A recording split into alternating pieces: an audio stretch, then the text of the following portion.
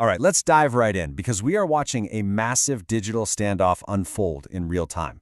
A major U.S. tech company just got slammed with a gigantic fine from European regulators. And trust me, this is about way more than just the money. This is really a story about power, politics, and what the future of the internet is going to look like.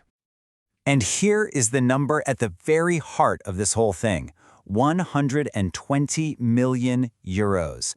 Just look at that. That is the jaw-dropping penalty the European Union has just slapped on Elon Musk's social media platform X. This is not a slap on the wrist, folks. This is a huge statement. So, why is this fine such a massive deal? Well, it's not just about the size of the check. This is the very first time a penalty like this has been handed out under the EU's tough new digital rulebook. That makes this a huge test case, one that could set the tone for the internet for years to come, not just in Europe, but, well, everywhere. And get this. This all happened fast. I mean, really fast. The European Commission only kicked off its official investigation into X back in December of 2023. And now, just a few months later, bam, we have this historic fine. That speed tells you just how seriously they're taking this.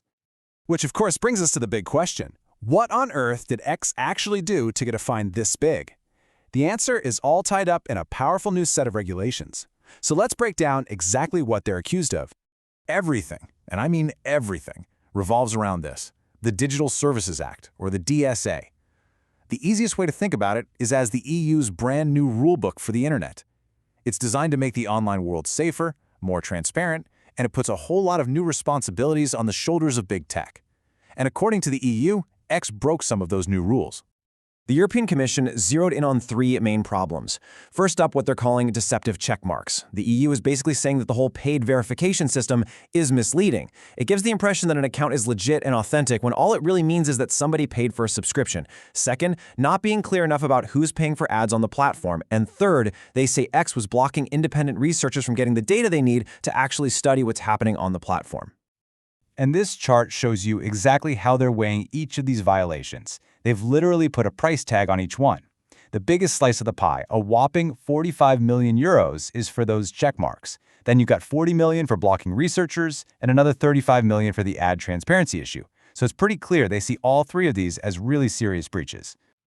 So, what's the view from Brussels? How does the European Union explain this? Well, from their perspective, it's actually pretty simple.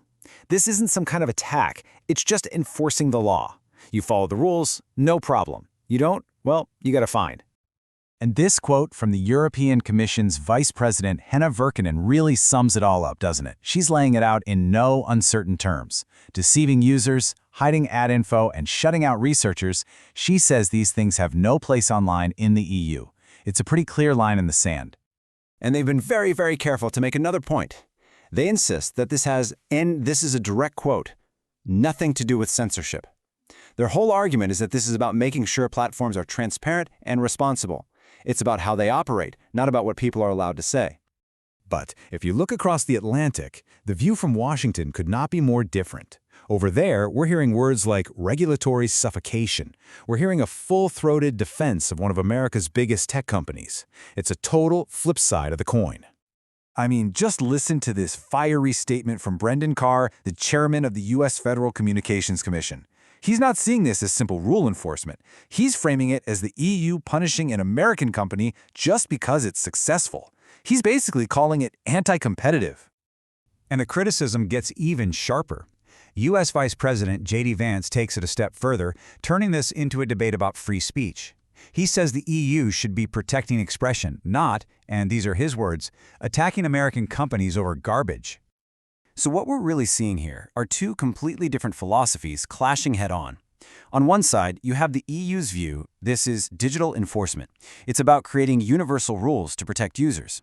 On the other side, you have the U.S. view, this is regulatory suffocation. It's about attacking U.S. companies, and to some, just another way of taxing Americans. These are two fundamentally different ways of looking at the digital world. Which, of course, leads us to the $1 million, or I guess the 120 million euro question. What happens next? Is this just a one-off fine, a single battle? Or is this the opening shot of a much bigger digital Cold War over who actually gets to write the rules for the internet? Well, the answer from the EU seems pretty clear. This is not over, not by a long shot.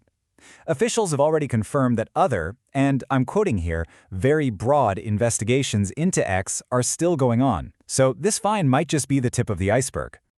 And the ripple effects from this could be absolutely huge. For one, it sets a major global precedent. It also seriously risks escalating into a wider trade war. I mean, the U.S. Commerce Secretary has already hinted that if the EU keeps pushing on tech, maybe the U.S. will push back with duties on steel. And you can bet that right now, every other major tech platform is scrambling, reviewing their own operations, because they know they could easily be next. And that leaves us with one final really big question to chew on. We've always sort of thought of the internet as this borderless global space. But as more and more regions create their own powerful, distinct rulebooks, are we actually watching online borders go up? Borders that could become just as real and maybe just as hard to cross as the physical ones we see on a map. Something to think about.